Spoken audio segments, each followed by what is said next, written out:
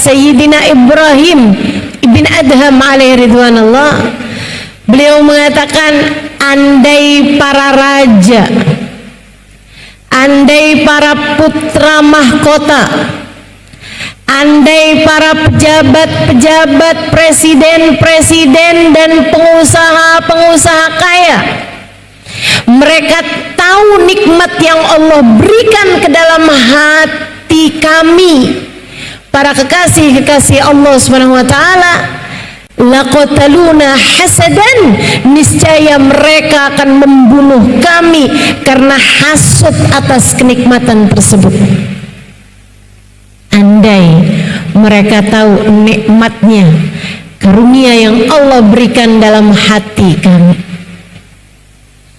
Sehingga sekalian, sampai ada di antara para ulama, para wali nih ya, sampai ada yang bilang begini nih, saya kalau bulan Ramadan menghindari baca Quran di waktu siang kelamaan, nggak mau lama-lama baca Quran. Baca Quran malam-malam aja, siang-siang sedikit-sedikit aja, baca yang lain aja. Kenapa gitu? Bukannya bulan Ramadan itu nikmat baca Quran, bulan Ramadan itu perintahnya adalah baca Quran, diperintahkan memperbanyak baca Quran. Kok malah Syekh ini mengurangi membaca Al-Quran di saat siang Ramadan? Beliau bilang, karena saya kalau lagi baca Quran berasa nikmat sekali, manis sekali, sampai saya takut nikmat manisnya baca Quran membatalkan puasa saya. Sampai saya takut bikin batal nih puasa saya. Akhirnya saya puasanya nggak dapat pahala apa-apa karena manisnya mulut saya, manisnya hati saya ketika Al-Quran sedang saya baca. Ini yang kata Allah Subhanahu wa ta'ala di dalam Al-Quran, a'udzu billahi minasyaitonir rajim, ala inna awliya Allah la khawfun alaihim walahum yahzanun. Kata Allah, ketahuilah sesungguhnya para kekasih-kekasih Allah yang diturunkan rasa-rasa hati yang menyenangkan dalam hati mereka, la khaufun alaihim, mereka tidak punya khauf, tidak punya rasa takut, tidak punya khawatir, tidak punya fobia, tidak punya trauma, walahum yahzanun, tidak pernah bersedih hati, tidak ada lagi galau, tidak ada lagi gelisah, tidak ada lagi kesedihan, tidak ada lagi duka lara, tidak ada lagi nestapa yang mereka rasakan dalam kehidupan mereka. Caranya, jadilah kekasih Allah. Saudara sekalian yang saya muliakan, ada rasa-rasa yang luar biasa nikmatnya Allah Subhanahu wa ta'ala berikan kepada para kekasih-kekasihnya. Saudara sekalian, itu yang membuat mereka tahu rasa-rasa di dunia ini nggak ada apa-apanya.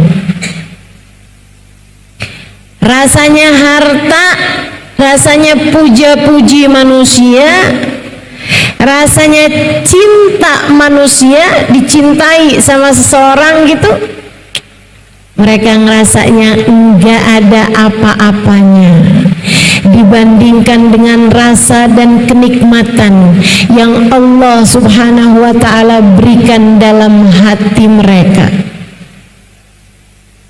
Itu sebabnya para wali-walinya Allah Subhanahu wa ta'ala menolak kesenangan dunia. Itu sebabnya para hamba-hamba mulia di sisi Allah Subhanahu wa ta'ala tak banyak mengambil jatah dunia mereka, karena memang mereka merasa tidak lagi memerlukannya.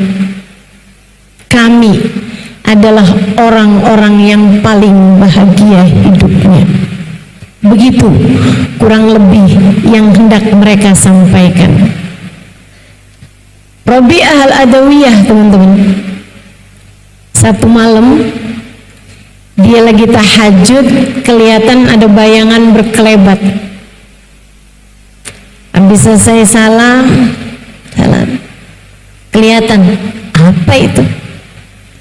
Dilihat sama Rabi'ah, ada seseorang mengendap-ngendap, buka-buka lemari, buka-buka laci. Fahamlah Rabi'ah ada pencuri masuk dalam rumahnya.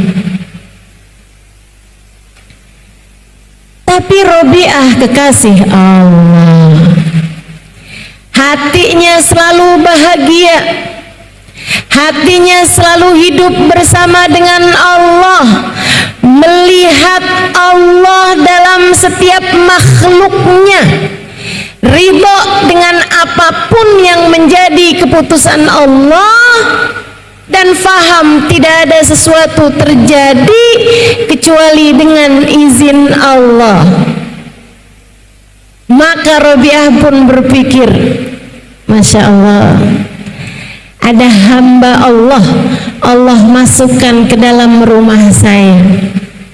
Biasanya kalau begini karena kepengen sesuatu dari harta dunia. Rabi'ah inget-inget, uang gak punya saya, perhiasan gak ada saya, baju lebih dari yang saya perlukan gak ada saya, makanan pun gak ada saya malam hari ini, beras gitu yang mentah gak ada juga. Rabi'ah ngelihat maling tersebut buka ini buka itu, memang gak ada apa-apa di rumah Rabi'ah. Rabi'ah mikir, ya Allah, kesiannya tuh hamba Allah. Dia pun kemudian mulai memanggil orang tersebut. Ling,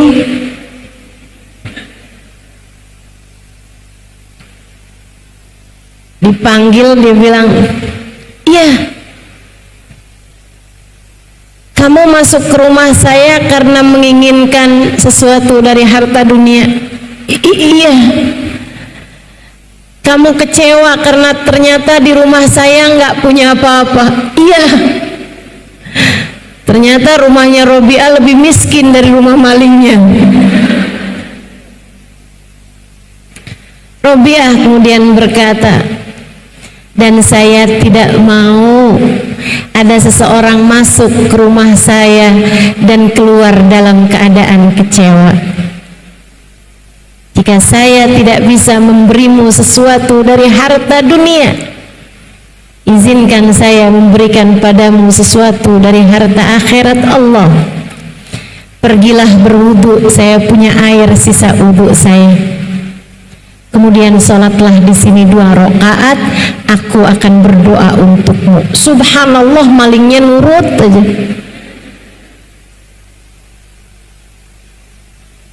Kalau yang dihadapi hati yang tersambung dengan Allah, nggak ada yang nggak mungkin, teman-teman. Laki-laki itu pun pergi wudhu, habis itu sholat di tempat sholatnya Rabi'ah. Selesai dia sholat, Rabi'ah angkat tangannya, ya Allah, Engkau utuskan hambamu masuk ke dalam rumahku menginginkan sesuatu dari harta duniamu. Maafkan Rabi'ah yang tidak dapat memberikan padanya sesuatu. Ya Allah, jika ia terhalang dari harta duniamu, jangan halangkan ia dari harta akhiratmu. Jadikan ia calon penghuni surgamu. Orang masuk ke rumah Rabi'ah jadi maling, keluar jadi ahli surga. Kenapa begitu? Yang dihadapi hati yang hanya ada Allah di dalamnya, hati yang paling bahagia sehingga tidak pernah terfikir, tidak pernah mengerti bagaimana cara menyakiti atau melukai orang lain. dari bahagianya hati mereka. Yang ada dalam hati mereka hanyalah kebahagiaan. Karenanya yang keluar dari diri mereka semuanya adalah is'adun nas, adalah membahagiakan orang lain. Ada salah satu dari habaib, kisah ini pernah diceritakan guru kami, guru saya, Sayyidil Habib Umar bin Hafid, dalam salah satu kajian beliau. Ada salah satu habaib malam-malam sedang berbaring di atas tempat tidur yang ada kolongnya. Salah satu dari wali besar. Ketika kemudian masuk maling. Maling itu pelan-pelan buka laci, dikirain Habibnya tidur ngadep ke arah tembok, miring kanan madep ke arah tembok. Habibnya liatin aja, liatin, maksudnya liatin, bayangin liatin gitu kan, dibiarin aja sama Habibnya. Dibuka laci pelan-pelan, ternyata nggak ada. Tahu-tahu Habibnya gerak, dia ketakutan sembunyi di bawah kolong. Waduh, bangun nih, sembunyi dia di bawah kolong. Saat itu ada seorang wali abdal meninggal. Wali abdal itu teman-teman, walinya Allah yang kalau meninggal itu wali-wali yang ada di atas muka bumi ini mencalonkan kepada Allah penggantinya. Jadi penggantinya diajukan sama wali-wali yang hidup gitu. Mereka berkumpul di rumah Habib tersebut karena Habib ini adalah wali besar, wali kutub. Mereka kumpul, ruh mereka kumpul di kamar Habib tersebut itu yang ada maling di bawahnya. Mereka bilang, gimana nih, Fulan bin Fulan meninggal dunia, siapa nih calon kita untuk kita mintakan kepada Allah menggantikan yang meninggal dunia ini sebagai wali abdal. Ingat si ini kayaknya belum pas, si ini kayaknya sudah jadi wali yang lain, si ini kayaknya masih tuh mereka diskusi. Kemudian Habibnya ingat, nggak usah jauh-jauh lah, yang ada di sekitar kita aja, ngapain yang jauh-jauh. Siapa Bib? Suwairikuna tahta sarir. Ada maling kecil kita nih di bawah tempat tidur. Mari kita mintain kepada Allah Subhanahu wa ta'ala, semoga Allah mengangkatnya sebagai seorang wali abdal. Didoain, dijabah Allah Subhanahu wa ta'ala, masuk jadi maling, keluar dengan hati yang penuh cahaya. Allah telah memilihnya sebagai salah satu dari wali-walinya Allah Subhanahu wa ta'ala. Tuh adik-adik, ibu-ibu, kakak-kakak, teman-teman sekalian, mereka dari bahagianya hati mereka tidak pernah mampu menyakiti bahkan maling sekalipun, tidak mampu melukai bahkan kepada orang yang jahat kepada mereka sekalipun. Kenapa? Sebab hanya ada sa'adah dalam hati mereka, hanya ada kebahagiaan dalam hati mereka, hanya ada manisnya iman dalam hati mereka. Dan kemanisan yang seperti ini adalah kemanisan di dunia hingga kelak berbuah kemanisan di akhirat nanti. Ini nikmat yang beneran nikmat. Ini nikmat yang disebut sebagai hasanah dalam doa Rabbana atina fid dunya hasanah wa fil akhirati hasanah wa qina adzabannar. Ya Allah, kita minta yang enak-enak di dunia, tapi yang enak ini ya Allah bawa enak di akhirat. enaknya hidup dengan Allah, enaknya hidup dalam pandangan Allah, enaknya hidup menjadi kekasih Allah, enaknya hidup menjadi umat Nabi besar Muhammad sallallahu alaihi wa ala alihi wa sahbihi wasallam. Mari, kalau kamu mau kejar kesenangan yang ini layak dikejar.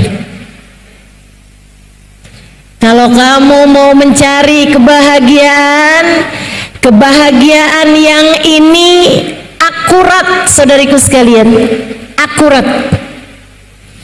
Kalau ada orang bilang kebahagiaan ada pada harta, saya sudah membuktikan ketidakakuratannya.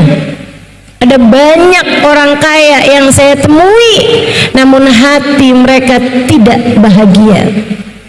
Ada banyak orang-orang kaya yang jadi pasien dari dokter-dokter jiwa, minum antidepresan, minum obat-obat penenang. Menurutmu orang kalau minum obat penenang ngapain? Kalau bukan nyari tenang. Kalau orang nyari tenang ngapain? Kalau tidak karena dia merasa tidak tenang. Saudaraku sekalian yang saya muliakan, ada banyak orang-orang menyangka kebahagiaannya ada pada pangkat dan jabatan. Enggak, teman-teman sekalian, enggak, beneran enggak. Jabatan itu lebih kepada amanat yang harus dipertanggungjawabkan. Ia lebih mirip kepada ujian daripada sebagai sebuah karunia dan hadiah. Karunia itu adalah bahagia, dan bahagia itu letaknya tidak di sana. Tidak ada pada popularitas, tidak pada popularitas. Ada banyak orang-orang populer yang justru malah mengakhiri hidupnya dalam keadaan yang tidak menyenangkan. Ada pada apa? Pada kecantikan? Tidak, teman-teman, tidak. Yang cantik-cantik dan menderita banyak sekali, banyak sekali. Tidak di sana letaknya kebahagiaan. Pada cinta manusia? Enggak juga, tidak juga. Kebahagiaan letaknya tidak di sana.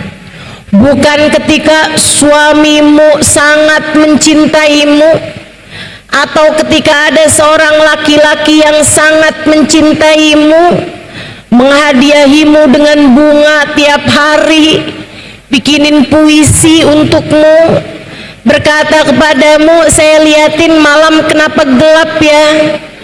Ketika memandang wajahmu, saya tahu ternyata bintangnya semua pindah di matamu.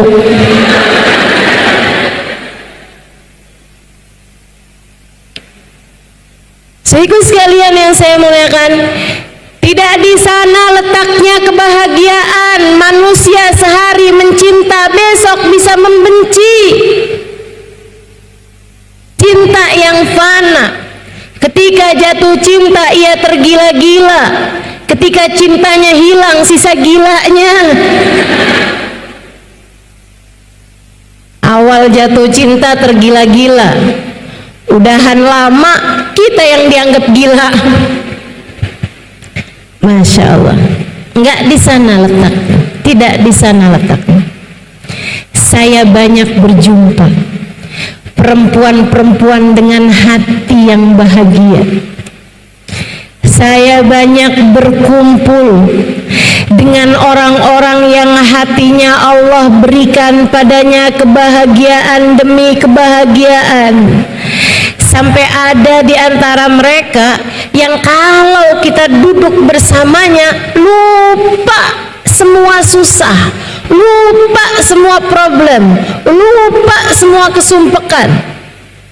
Hubabah Bahiyah salah satunya, Hubabah Zahra salah satunya, Hubabah Nur bintu Alwi salah satunya, Babah Maryam Al-Haddar, istri almarhum, istri Al-Habib Zain bin Smith almarhumah. Saudara sekalian yang saya muliakan, mereka orang-orang dengan hati yang sangat bahagia,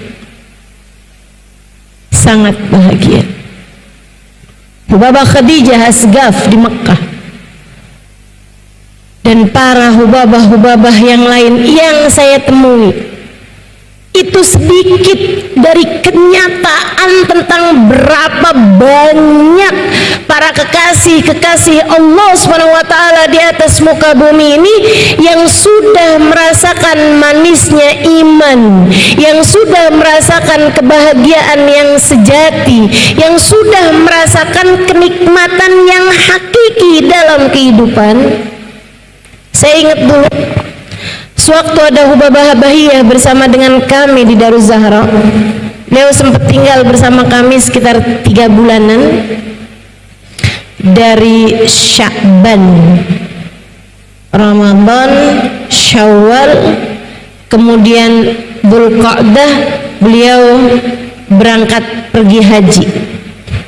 3-4 bulan beliau tinggal bersama kami di Daruz Zahra dulu. Kalau saya ada masalah, saya sedang sumpek gitu karena 1-2 hal, teman saya akan bilang, Kak Ima pergi deh ketemu Hubabah Bahiyah aja sana. Sumpek bener begitu tuh, sana dah pergi ketemu Hubabah Bahiyah.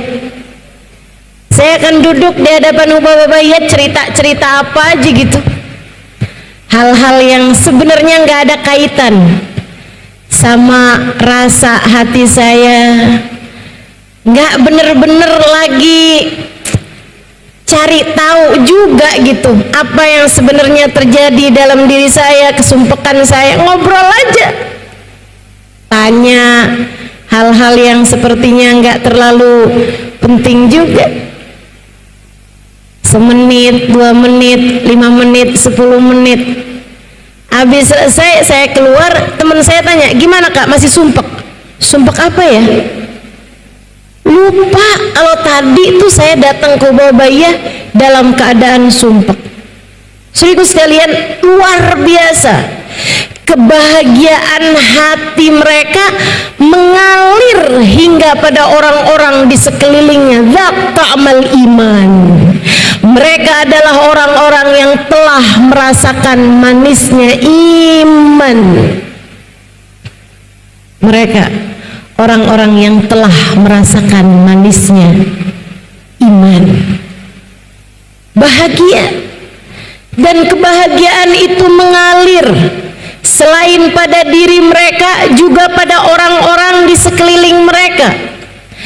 Kalau ia jadi istri, suaminya akan ikut berbahagia bersama dengannya. Bukan istri yang kerjaannya malah bikin sumpek suami. Karena ada yang begitu.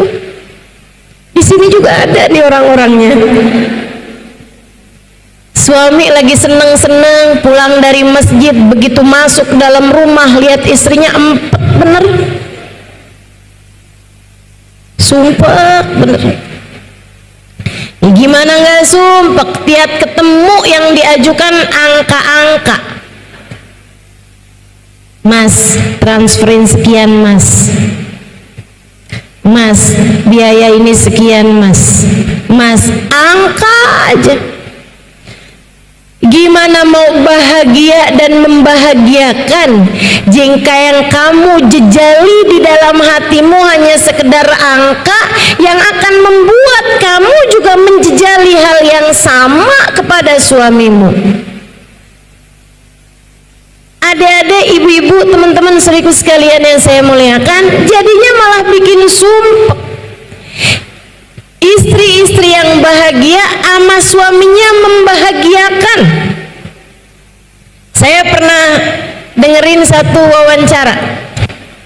Ada seorang ibu, dia punya anak, punya cucu, semua orang cinta sama dia, nggak ada yang nggak jatuh cinta sama dia. Ditanya nih, Saya dengerin wawancaranya. Dia bilang, Bu, kasih tipsnya dong. Ibu kok bisa sih suami cinta, anak cinta, cucu, semua orang nggak ada yang nggak cinta sama ibu nih. Semua orang nggak ada yang seneng gitu. Apa sih tipsnya? Suami ibu nggak pernah marah gitu, Bu? Dulunya sih pernah, dulunya awal-awal nikah. Terus gimana, Bu? Ya, kalau suami saya marah-marah ya saya dengerin. Terus, tapi saya nggak percaya. Kalau suami saya marah, saya dengerin, tapi saya nggak percaya, katanya. Kenapa gitu? Karena saya lebih percaya kepada Nabi Muhammad. Nabi Muhammad bilang, innal ghadab minasyaitan. Marah itu dari setan. Jadi ini sekarang yang lagi marah-marah ini adalah suami saya yang sedang dikuasai sama setan. Ngapain saya percaya sama setan? Jadi kalau suami saya bilang, saya benci sama kamu, dalam hati saya nggak percaya.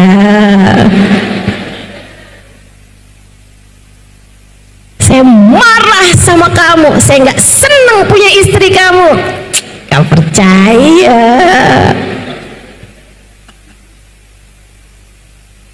Kamu sangat sayang pada saya, kamu sangat cinta sama saya, kamu nggak benci sama saya. Sampai suami saya berhenti marah. Kalau udah marahnya berhenti, saya akan tinggal ke dapur bikinin makanan minuman yang paling dia sukai. Goreng pisang, bikinin teh panas, kopi misalnya gitu. Saya masuk ke dalam kamar, temuin suami saya seolah tidak terjadi apa-apa. Dia makan, dia minum, saya ajakin ngobrol urusan-urusan yang lain. Bang, ternyata Ramadan udah tinggal 11 hari lagi loh. Nggak berasa ya Bang, rasanya kayak baru kemarin kita lebaranan. Nggak ada kaitan sama kemarahan suaminya.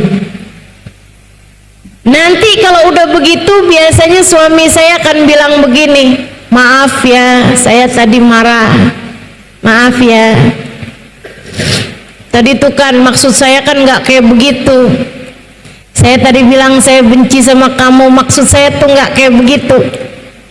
Saya akan tersenyum padanya kemudian bilang, iya saya tahu.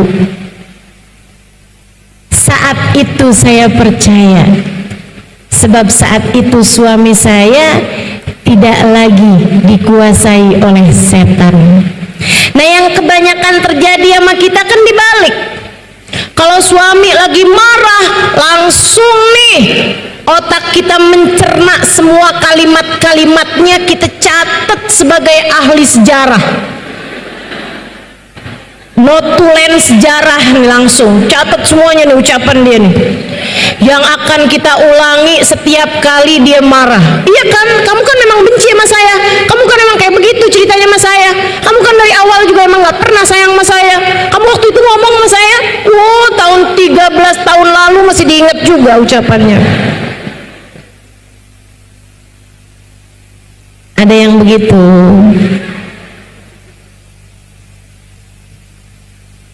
Pas giliran suaminya bilang, maaf ya saya tuh tadi lagi marah-marah sama kamu, jawaban kita biasanya apa? Nah kan makanya insyaallah. Sehingga sekalian yang saya muliakan, tuh hati yang bahagia, hati yang bahagia bisa memberikan kebahagiaan demi kebahagiaan kepada orang-orang di sekelilingnya. Anak-anaknya merasa bahagia di dekatnya, suaminya merasa bahagia di dekatnya, kawan-kawannya selama di pondok pesantren bahagia di dekat dia, aman untuk berada di dekatnya, nggak jadi orang yang ketika bareng dipuja-puji, ketika nggak ada diomongin, digibahin. Ada berapa banyak di antara kita yang seperti itu?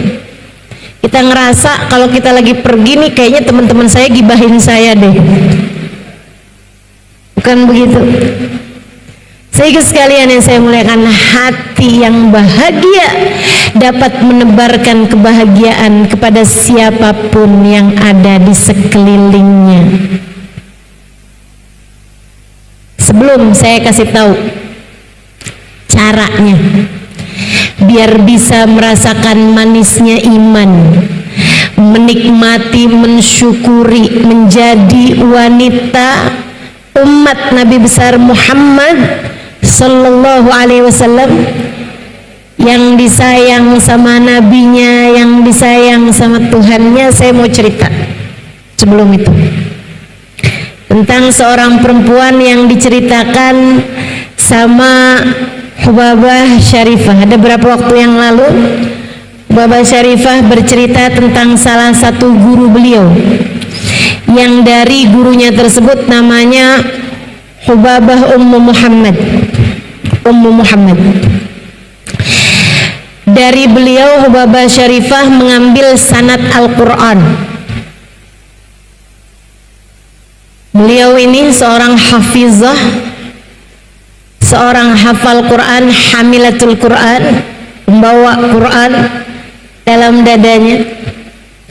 Dulunya lagi zaman mudanya, Ustazah Ummu Muhammad ini, Hubabah Ummu Muhammad, masih muda, umur 20-an, sebelum itu bahkan nikah dari umur belasan tahun sampai ketika umur 20-an tahun belum juga punya anak. Periksa ke dokter, dokter kemudian dengan berat hati menyampaikan, maafkan, ternyata adik ini ada masalah dalam rahimnya sehingga tidak akan bisa hamil, mandul tepatnya. Wallahu a'lam masalahnya apa, tapi dokter memutuskan dia nggak akan pernah punya anak. Satu hari dia orang yang hatinya bersih ini ya. Sehingga sekalian saya muliakan, memang bersihnya hati itu modal utama kebahagiaan hidup dunia akhirat. Kalau di akhirat sudah pasti Allah bilang a'udzubillahi minasyaitonirrajim. Yauma la yanfa' mal wala banun illa man atallaha biqalbin salim. Di akhirat nanti tidak selamat orang bawa harta, tak selamat orang bawa anak. Yang selamat adalah orang yang datang pada Allah dengan membawa hati yang selamat. Tapi rupa-rupanya bersihnya hati, bagusnya hati juga adalah merupakan modal utama kebahagiaan hidup kita di dunia sebelum kelak di akhirat nanti. Perempuan ini nih, Ummu Muhammad, yang waktu itu tentu belum jadi ibu. Seorang perempuan yang hatinya bersih, merasakan manisnya iman. Karena dia seperti nanti yang akan saya sampaikan, radiya billahi rabba wa bil islami dina wa bi Muhammadin sallallahu alaihi wasallam nabiyan wa rasulah. Sekaligus sekalian yang saya muliakan, beliau itu hatinya sangat indah. Satu waktu neneknya suaminya yang sudah sakit-sakitan dan berusia sangat tua, itu anak yang mengasuhnya meninggal dunia. Jadi dia punya nenek. Neneknya tuh asalnya ikut sama salah satu dari tantenya, salah satu dari bibinya dia gitu, bibinya suaminya ya. Ibunya suaminya udah meninggal gitu kan. Jadi si nenek ini dirawat sama salah satu tantenya. Nah, tantenya ini meninggal. Akhirnya keluarga besar rapat, siapa nih yang mau rumahnya ketempatan sama nenek ini. si ini nggak mau karena anaknya banyak, si ini nggak mau karena nggak ada istri. Salah satu pamannya gitu ya, nggak mau karena dia nggak ada istri jadi repot, takutnya begini begitu. Belum ada yang pas, sampai kemudian si cucu laki-laki ini dia bilang, boleh saya tanyakan pada istri saya, kalau dia nggak keberatan biarkan nenek tinggal bersama dengan saya. Pulang-pulang dia bilang sama istrinya, gimana kalau kita ngambil nenek kita biar di rumah kita. Si istri nih, perempuan hati bersih begini nih, perempuan hatinya baik begini, mudah-mudahan Allah karuniakan pada kita sekalian. Dia bilang, oh masya Allah, alhamdulillah, seneng banget biar bisa jadi teman saya. Kan juga saya belum ada anak atau nggak ada anak, udah biarkan di rumah aja, seneng bener. Alhamdulillah saya punya teman di rumah. Jadi saat kamu pergi kerja, saya ada seseorang yang bisa saya ajakin ngobrol, bisa saya ajakin cerita. Bawa nenek kamu kemari. Tapi kan nenek saya sudah sakit dan nggak bisa bangun dari tempat tidur. Ya nggak apa-apa, nanti kita urusin pelan-pelan, insya Allah Allah bantu kita. Ambil nenek kamu, nenek kita bawa ke rumah. Maka sang nenek itu pun dibawa ke rumahnya, tinggal bersama dengan cucunya dan istrinya. Saudaraku sekalian, nggak bisa ngapa-ngapain di atas tempat tidur. Si anak perempuan yang merupakan menantu cucu atau istri dari cucunya ini, tiap pagi neneknya dimandikan, dibersihkan, dilap, diwangi-wangiin, pakein baju yang bagus, dibedakin, dipakein celak. Habis itu udah wangi, cakep, dibersihin tempat tidurnya semuanya. Dia kemudian siapkan makanan, disuapin neneknya dengan senyum sambil diceritain macem-macem. Sampai nanti udah agak siangan dikit kasihin apalagi diurusin dengan penuh cinta, dirawat dengan sepenuh hati. Nanti kalau pas lagi bulan terang, dia akan bilang ke nenek itu, nek bulannya terang banget nek, nenek mau lihat? Kata neneknya, boleh, pelan-pelan ya nek ya. Saya gendong nenek pelan-pelan ya nek ya. Digendong nenek tersebut itu, dia bawa keluar. Kemudian di luar itu dia liatin bulan, cantik ya nek bulannya. Nenek inget sama siapa nek kalau lihat bulan begini? Neneknya bilang, inget Nabi Muhammad nak. Ih ya ampun, nenek kok sama sama saya. Mereka berdua cerita-cerita nikmat sekali. Si cucu ini nih, anak perempuan baik hati ini, si nenek setiap malam sebelum subuh, jam-jam sepertigaan malam, dia akan mengangkat tangannya memohon kepada Allah, ya Allah, saya nggak bisa balas kebaikan menantu cucu saya ini ya Allah, tapi saya tahu Engkau dapat melakukannya. Ya Allah, penuhkan rumah ini dengan anak-anak dan cucu-cucunya, ramaikan rumah ini dengan anak dan cucu-cucunya. Saya tidak peduli seperti apapun caranya, bukankah Engkau adalah Zat yang maha memberi kepada hamba-hambamu? Dan penuhkan rumah ini dengan kebahagiaan demi kebahagiaan serta harta yang melimpah ruah. Doa sang nenek, dibahagiakan nenek tersebut oleh si cucu sebahagia-bahagianya. Dia sayangi nenek itu sepenuh hatinya, dipelukin, diciumin, pegangin tangannya, terbacain Quran, terbaca zikir bareng-bareng. Masya Allah. Saya sekalian, setahun, 2, 3, 4 tahun kemudian sang nenek meninggal dunia. Begitu dia meninggal dunia, subhanallah, keajaiban terjadi, hamil.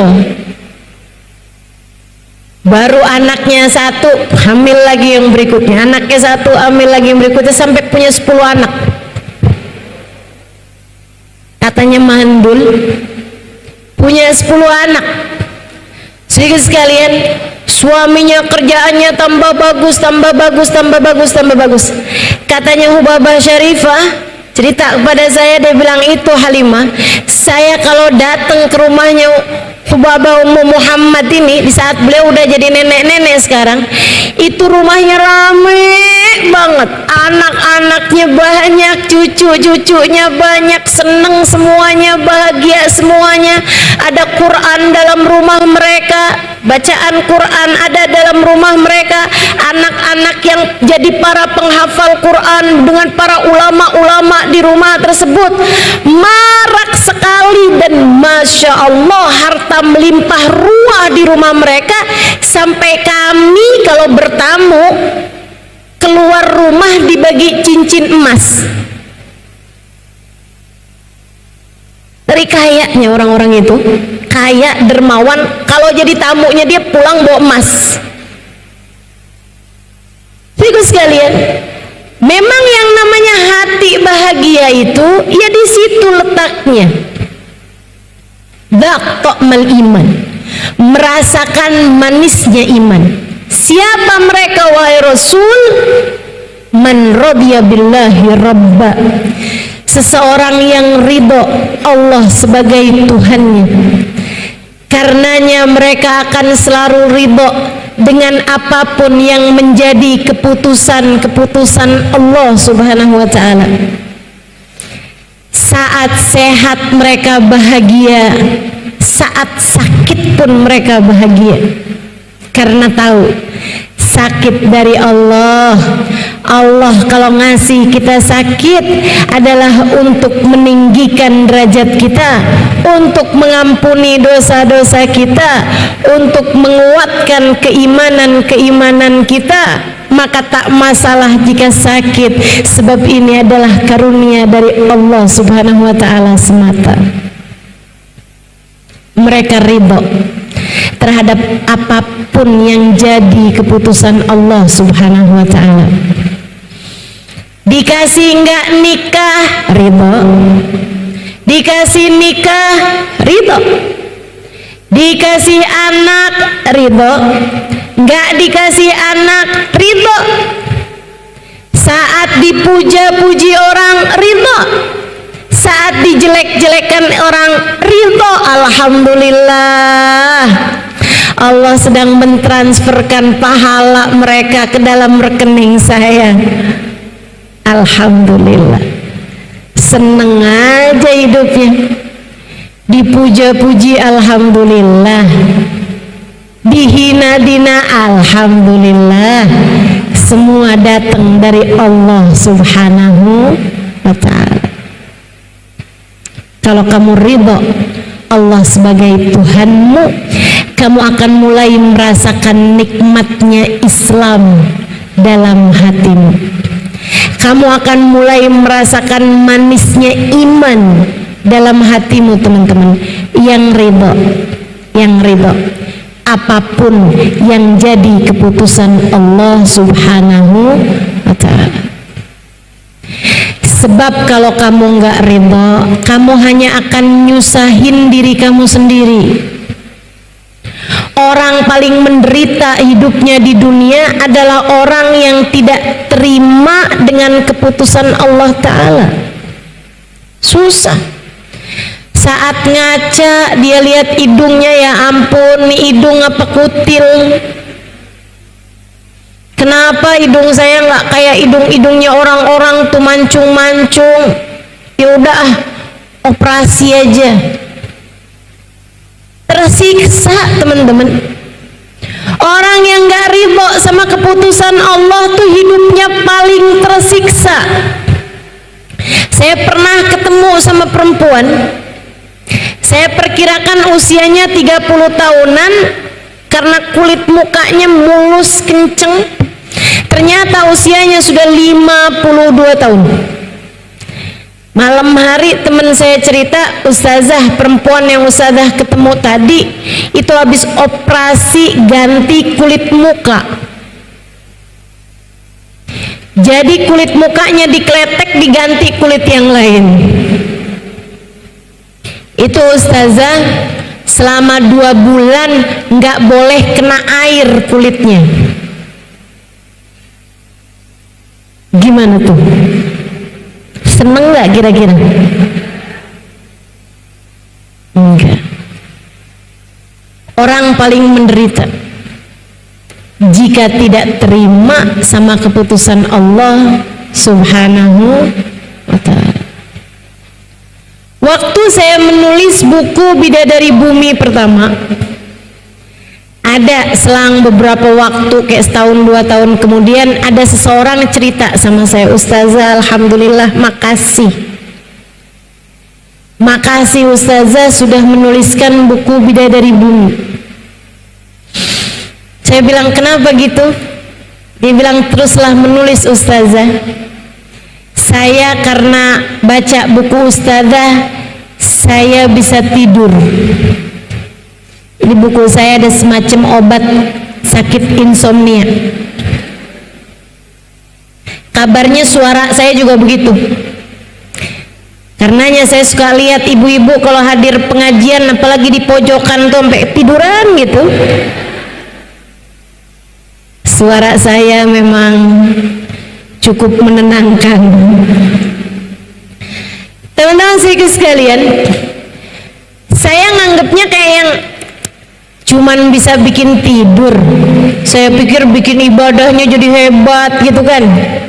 Saya pikir buku ustazah sangat menginspirasi sehingga saya mendapatkan pencerahan. Tapi dia cuma bilangnya buku ustazah bikin saya bisa tidur. Saya bilang, oh ustazah jangan salah, saya nggak bisa tidur 15 tahun lamanya.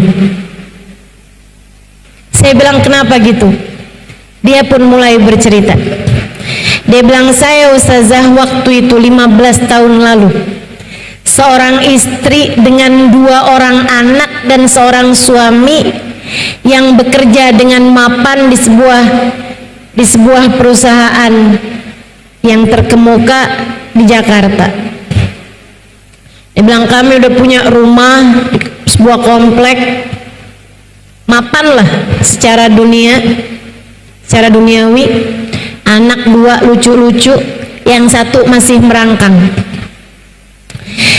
Dia bilang satu malam saya ada diundang diundang pesta sama salah satu kawan saya. Saya bilang sama suami saya malam ini mau pergi pesta. Suami saya kayak keberatan gitu. Saya bilang kamu jangan egois jadi orang. Kadang-kadang kamu kalau mau pergi sama teman-teman kamu saya izinin, kenapa giliran saya yang mau jalan kamu malah nggak bolehin gitu. Pokoknya saya mau pergi, jangan gitu jadi orang egois begitu, nggak boleh.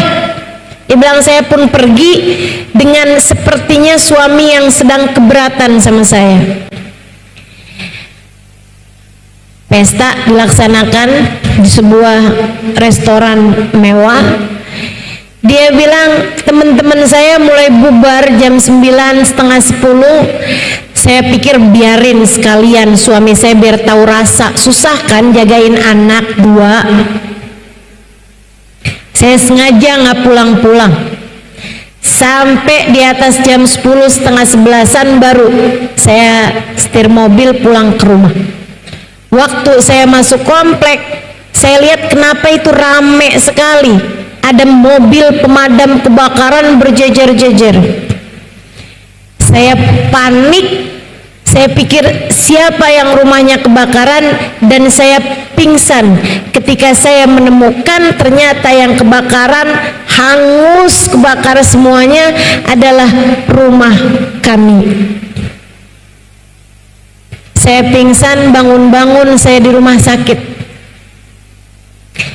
Ketika saya sadarkan diri, saya berharap agar saya pingsan kembali tanpa pernah terbangun lagi.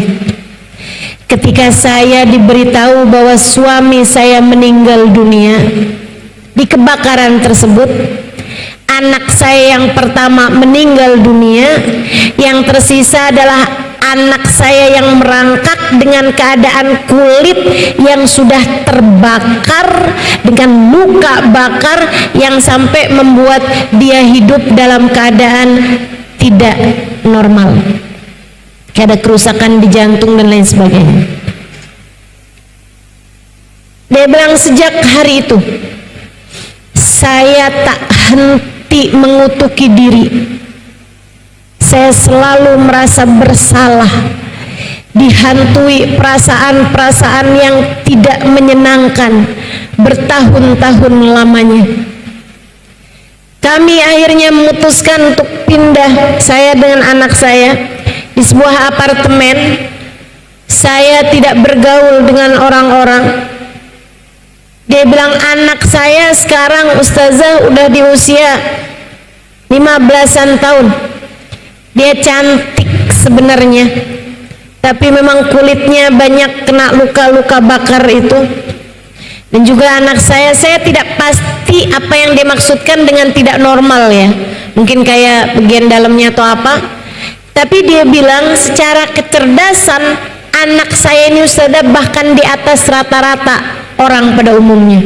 Tapi saya malu dengan keadaan anak saya, sehingga akhirnya tiap kali saya melihatnya saya merasa bersalah atas kejadian 15 tahun yang silam. Karenanya saya jadi benci dengan anak saya sendiri. Saya tidak bolehkan anak saya ketemu semua orang. Dia sekolah homeschooling, nggak punya temen, temennya di dunia maya saja. Dia bilang saya nggak bolehin dia ketemu sama siapapun. Saya nggak suka melihat dia dihina orang. Dan setiap saat itu terjadi, orang melihat anak saya dengan rasa kesian, saya kembali mengutuki diri sendiri. Saya setiap hari bekerja dan saya benci dengan musim liburan,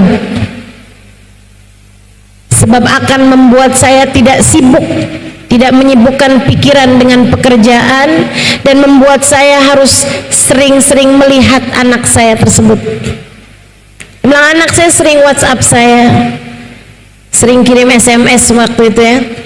Dia bilang mama jangan lupa makan. Mama udah makan hari ini. Anak saya baik sekali ustazah, tapi saya tak henti-henti membencinya. Dia bilang sampai satu hari, beberapa hari yang lalu, saya pulang seperti biasa. Ustazah jangan salah, dia bilang, saya sholat nggak pernah tinggal. Ustazah jangan salah, saya pergi haji, saya pergi umroh, saya pergi majelis ta'lim, dan saya juga jadi pasien psikolog juga, jadi klien psikolog. Saya juga pasien psikiater.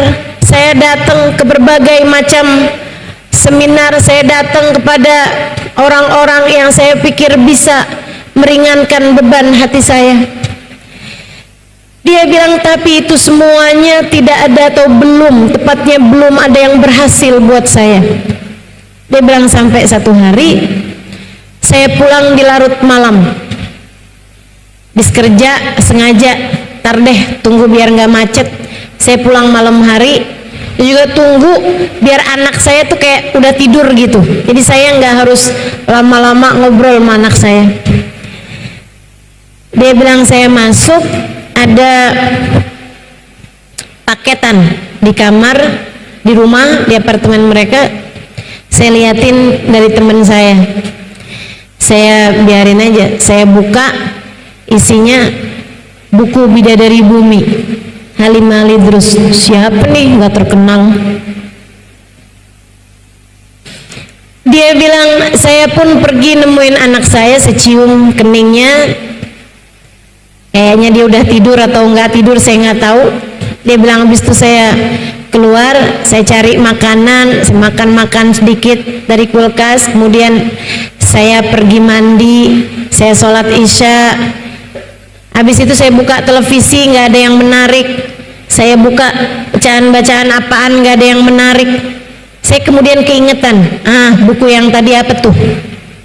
Saya pun mulai membacanya. Dia bilang halaman 1, 2, 3 sampai dicerita wanita di bis. Mungkin kalau teman-teman pernah baca buku Bidadari Bumi, tahu cerita tersebut. Saya menceritakan tentang seorang perempuan yang naik bis barengan sama saya. Kami hanya berdua, ya saya ketinggalan bis. Akhirnya saya waktu itu ada tugas ngajar di Darul Faqih, memberi kajian daurah buat ibu-ibu di Daruzara di Tarim, Hadramaut, Yaman. Saya ketinggalan bis karena saya mau nyelamatin jemuran saya dulu. Akhirnya saya ke sana, bisnya udah jalan. Saya telepon Darul Mustafa, minta dikirimin kendaraan. Yang datang bis yang tadi isinya 60 orang, saya sendirian naik di bis tersebut. Kan udah kosong, udah pada berangkat semua. Di tengah jalan ada perempuan berhentiin mobil, berhentiin bis tersebut, dia pun masuk. Seneng banget saya, ada temennya. Saya pun menyapa beliau, saya bilang assalamualaikum warahmatullahi wabarakatuh hababa. Waalaikumsalam warahmatullahi wabarakatuh ya bunyi. La ilaha illallah, la ilaha illallah, la ilaha illallah, la ilaha illallah. Saya sebenarnya kepengen ngajakin ngobrol tapi lisannya sibuk berzikir la ilaha illallah, la ilaha illallah, la ilaha illallah, la ilaha illallah. Jadi saya nggak mau ganggu, saya nggak mau jadi setan buat orang lain. Dia duduk di bangku depan deketnya pintu itu, saya duduk di belakangnya. Bis pun melaju dengan kencang.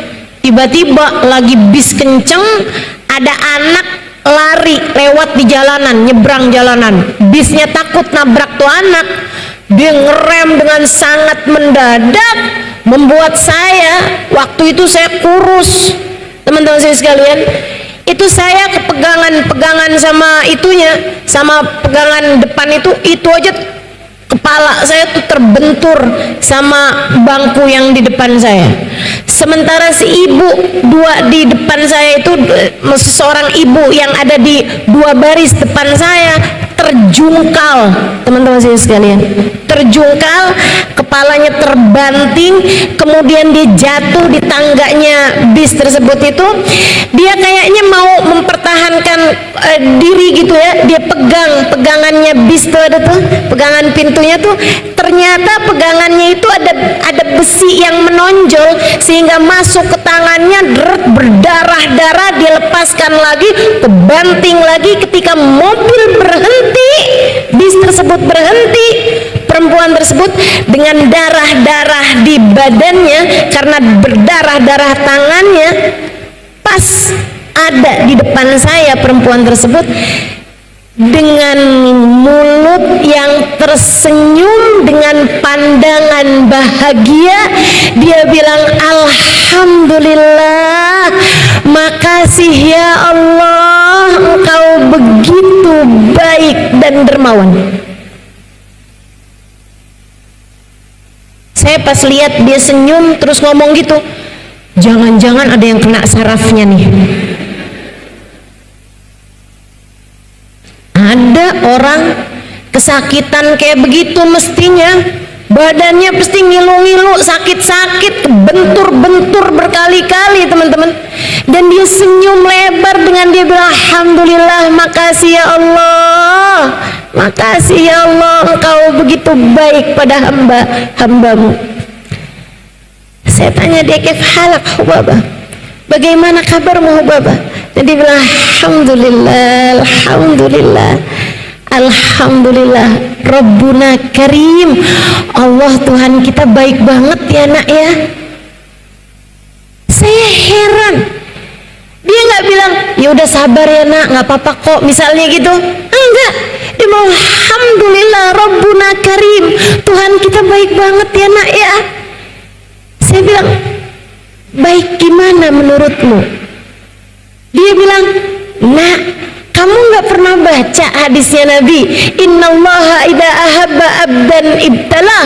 Allah apabila cinta kepada seorang hamba, Allah menguji hamba tersebut, dibuat sakit hamba tersebut, dibuat susah hamba tersebut, karena Allah sangat mencintainya.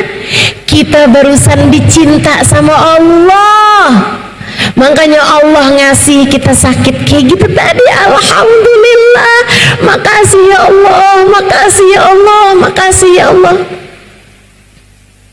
Saya hari itu turun dari bis, saya ngajar, habis selesai saya pulang, saya makan, saya hadir roha, malam sholat jamaah dan sebagainya, sampai malam, sampai besok pagi saya nggak bisa tidur.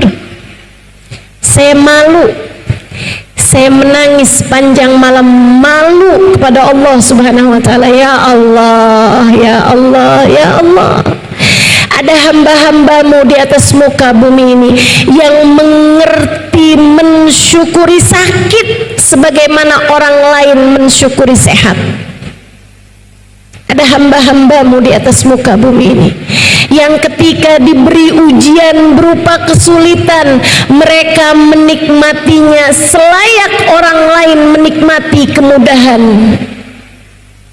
Di atas muka bumi ini ada hamba-hambamu yang mengerti berterima kasih atas hal tidak menyenangkan dalam hidup mereka, sementara saya bukannya berterima kasih atas kenikmatan yang Allah berikan, kerjaan saya justru berkeluh kesah setiap ujian sekecil apapun datang menghampiri hidup saya. Saya tuliskan kisah itu di buku Bidadari Bumi Pertama. Dia bilang, ketika saya sampai di cerita itu, Ustazah, air mata saya tak berhenti mengalir, dan itu adalah kali pertama dalam 15 tahun saya menangis. Sebelum-sebelumnya saya rasa air mata saya kering, hati saya begitu hampa. Saya selalu menyalahkan Allah Subhanahu wa ta'ala atas ujian 15 tahun lalu yang datang dalam kehidupan saya. Saya tak berhenti-henti menghujat Allah atas kisah 15 tahun yang lalu itu. Dan anak saya jadikan sebagai sarana saya untuk semakin menyalah-nyalahkan Allah atas buruknya takdir yang Dia pilihkan untuk saya. Saya menangis jadi-jadinya. Kemudian untuk kali pertama dalam hidup saya memutuskan untuk berwudu, mandi kembali. Kemudian saya melakukan satu hal yang tak pernah saya sangka akan saya kerjakan seumur hidup saya, Ustazah. Saya sujud syukur. Sesuatu yang tak pernah saya pikirkan akan saya lakukan seumur hidup saya. Saya sujud syukur. Saya sampaikan kepada Allah, ya Allah, terima kasih masih Engkau sisakan iman dalam hati saya. Terima kasih ya Allah, masih Engkau sisakan anak untuk saya.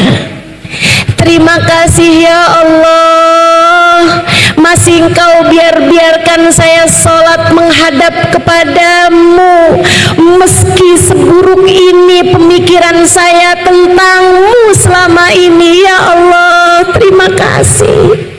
Betapa tak pernah kurang-kurang sebenarnya Engkau memberikan kepada saya selama ini, akan tetapi fokus saya tak pernah melihat kenikmatan demi kenikmatan yang Kau berikan pada saya, karena saya hanya fokus kepada satu ujian berat yang datang 15 tahun yang lalu itu.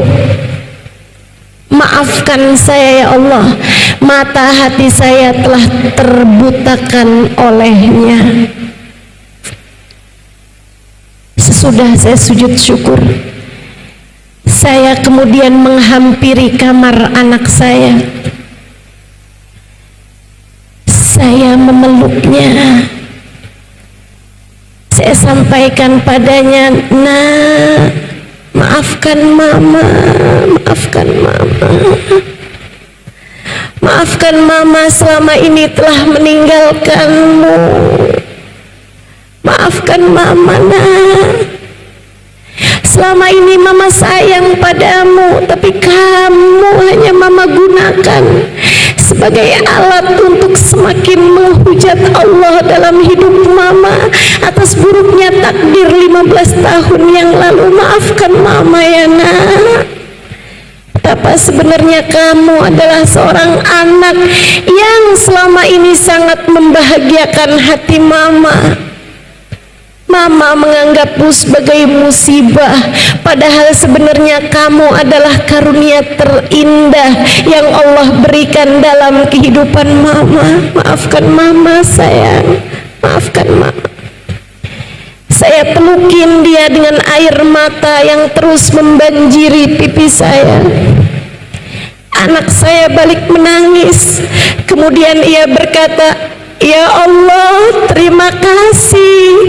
Akhirnya doaku Engkau ijabah juga ya Allah."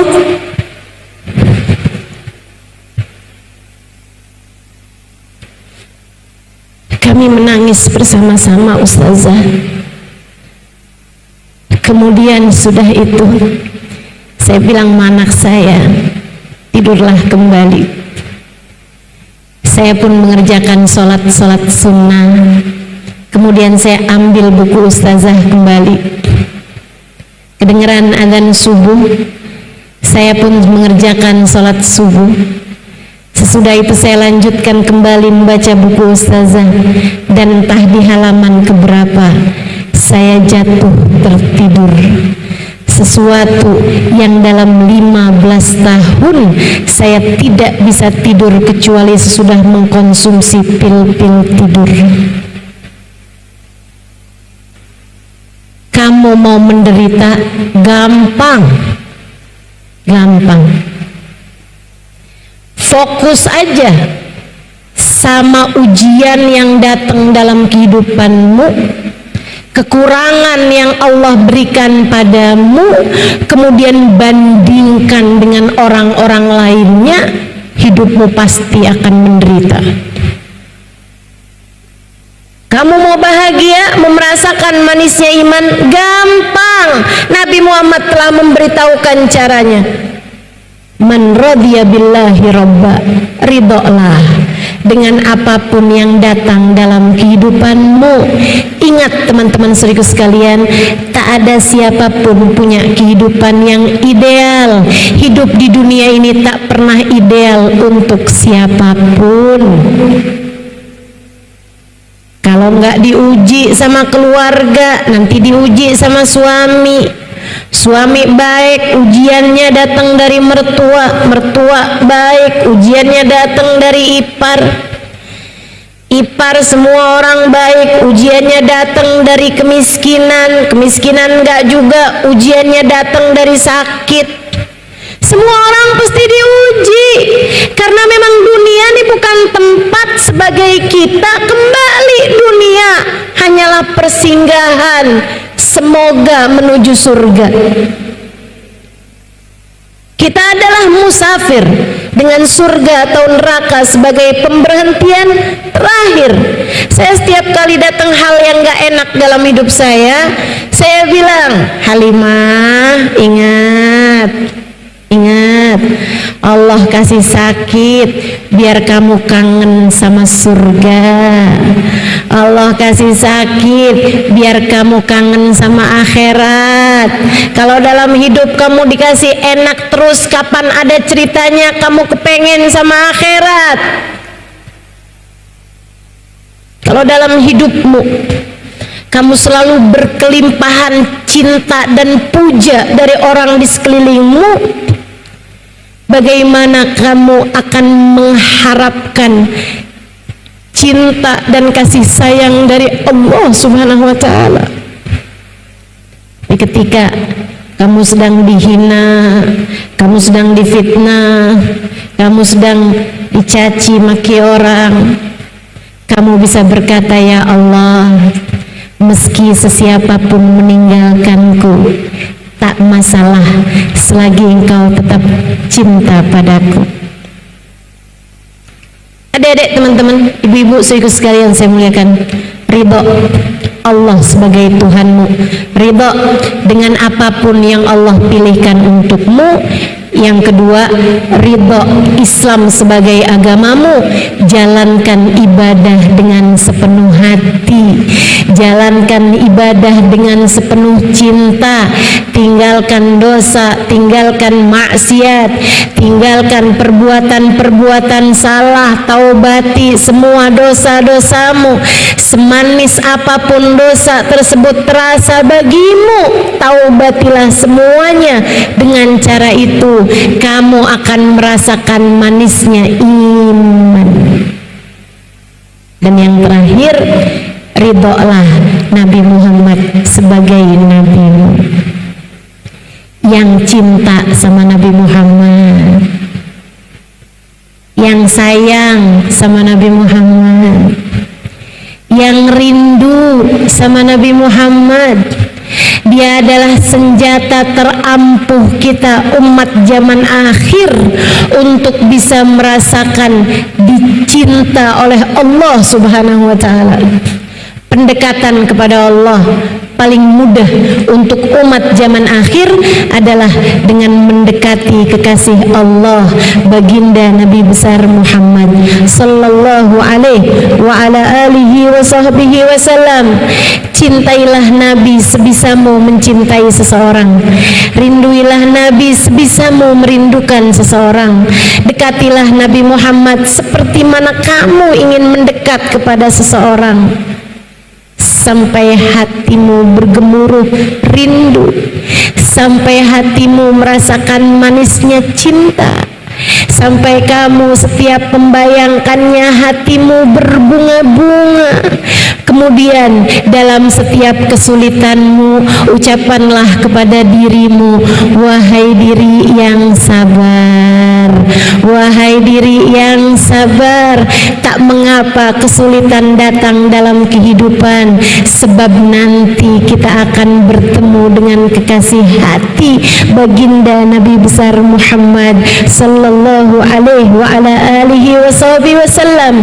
Ingat-ingatlah terus pesan Nabi Muhammad untuk kita. Kata Nabi Muhammad dalam salah satu hadisnya, fasbiru hatta tulqu alayyal haud, fasbiru hatta tulqu alayyal haud.